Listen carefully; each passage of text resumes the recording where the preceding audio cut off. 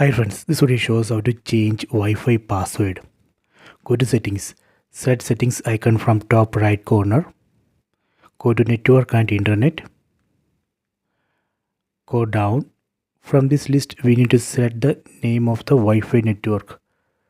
So let me set the name of the Wi-Fi network. Right now it's not showing the name of Wi-Fi network that I am using. Let me turn off the Wi-Fi, then turn on. Then please wait.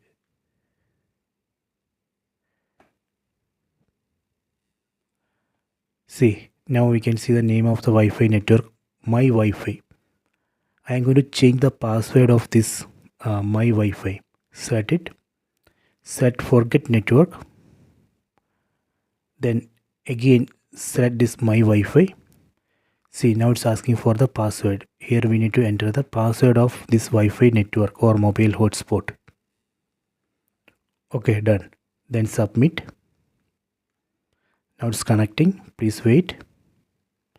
Okay, connected successfully. So this way we can change password of the Wi-Fi network. Please try this. I hope you have enjoyed this video. Please subscribe this channel. Please like and share the video.